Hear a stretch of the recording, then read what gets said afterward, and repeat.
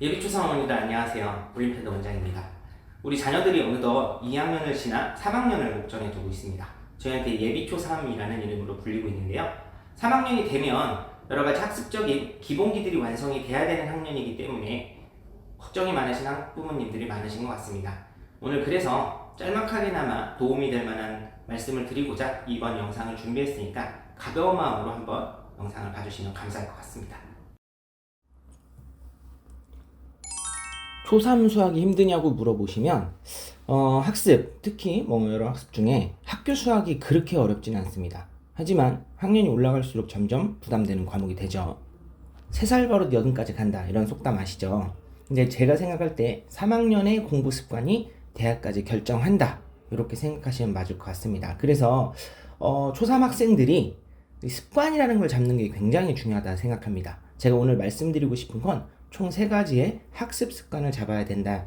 이것들을 꼭 말씀드리고 싶습니다. 아이들이 학습을 이해하는 방식은 굉장히 단순합니다. 배웠으면 아는 거고 안 배웠으면 모르는 겁니다. 딱 이렇게 받아들이죠. 중학교에 가서도 그런 친구들이 많은데요. 조금만 문제를 변형해도 안 배웠다고 이야기하는 경우가 굉장히 많습니다. 그럼 어떤 문제점이 생기느냐? 중학교 가면 학교 학습 중에 공식 같은 것들이 많이 나오게 됩니다. 그럼 이걸 단순 암기를 해버리게 되는 경우들이 많아요. 그래서 아이들이 물어보죠. 선생님, 이 공식이 왜 이런지 이해가 안 돼요. 그러면 선생님들께서 이렇게 얘기하는 경우가 많습니다. 그냥 외우면 돼. 그리고 그거에 대입하면 돼. 단순히 답맞추기를 한 경우에 벌어지는 일들이라고 생각하시면 될 것 같습니다. 이를 방지하기 위해 조금 더 친절하게 설명할 필요가 있고요. 또 아이들이 생각하게 한 시간을 가지게 할 필요가 있다고 생각을 합니다. 초등학생들이 가진 시간은 원리를 바탕으로 개념이나 현상들을 이해할 수 있게 만드는 소중한 시간인데 그러지 못하고 계속 문제를 풀거나 그 답을 맞추는 것에 시간을 할애하는 경우가 많습니다. 모르는 것을 생각할 수 있도록 선생님이 질문하고 학생들에게 답변을 받으며 잘못 이해한 부분들을 정확하게 해결하는 역할을 해줘야 된다는 겁니다. 단순히 답만 맞추는 형태가 아니라 정확한 이해를 바탕으로 학습하면서 생소한 문제가 나오더라도 해결하기 위해 노력하는 자세를 만들 필요가 있다고 생각을 하시면 될 것 같습니다. 수학은 원래 실수를 유도하고 풀이를 통해 오류를 해결하면서 정답을 찾아가는 문제 해결력을 키우는 학문입니다. 당연히 많이 실수를 유발하도록 설계가 되어 있죠. 학생들이 시험 본 후에 가장 억울해하는 모습이 아는 문제를 틀렸을 때입니다. 모르는 것을 틀렸을 때는 문제 출제자나 혹은 가르쳐주지 않은 선생님이 원망스럽겠지만 아는 걸 틀리면 본인 스스로에 대한 자책이 들기 때문이죠.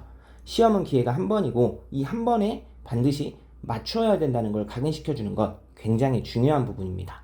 일명 부모님들이 생각하는 실수를 잡기 위한 방법들로 많은 문제를 풀리고 그렇게 문제를 푸는 걸 페널티로 주면 해결이 된다고 생각하지만 실제로 아이들은 그렇게 받아들이지 않습니다.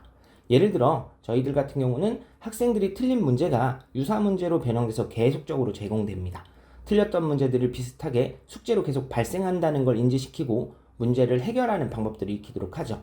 아이들의 머릿속에 틀리지 않으면 숙제가 적어진다는 생각이 들도록 시스템화되어 있습니다. 그래서 실수가 많은 학생들도 숙제를 적게 하기 위해 노력하는 형태의 지도가 주기적으로 이어진다고 생각하시면 될 것 같습니다. 먼 이야기지만 4학년 친구들부터는 문제가 틀렸을 때 오답 노트라는 것들도 작성하게 되어 있습니다. 본인 스스로 문제를 안 틀리면 숙제가 적어지는 걸 계속 설계하고 내가 많이 틀렸을 때 숙제를 많이 한다는 걸 인지시켜서 최대한 본인이 아는 것들을 안 틀리게 습관화시키는 것들이 굉장히 중요하기 때문에 이런 시스템들이 이어져야 된다고 생각합니다.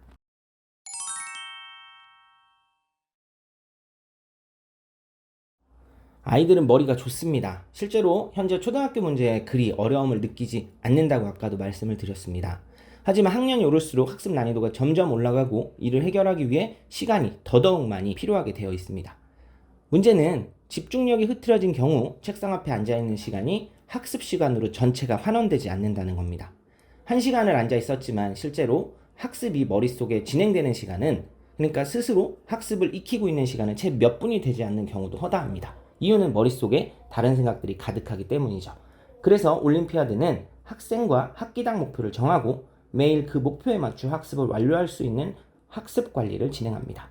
예를 들어 10페이지를 하기로 한 친구가 10페이지를 하면 하루치 학습이 마무리가 된 거죠.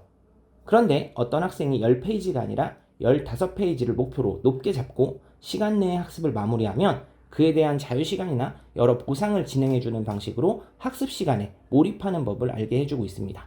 이를 통해 시간에 대한 몰입 그리고 목표에 대한 몰입의 습관을 길러 향후 고학년이 됐을 때 장기간 집중하는 습관을 완성할 수 있습니다. 공부도 하고 놀 때는 놀고 그러니까 2학년 학생 여러분도 좀 저처럼 좀 재밌었으면 좋겠어요? 동생들도? 많은 수학의 지식들도 알게 되었고요.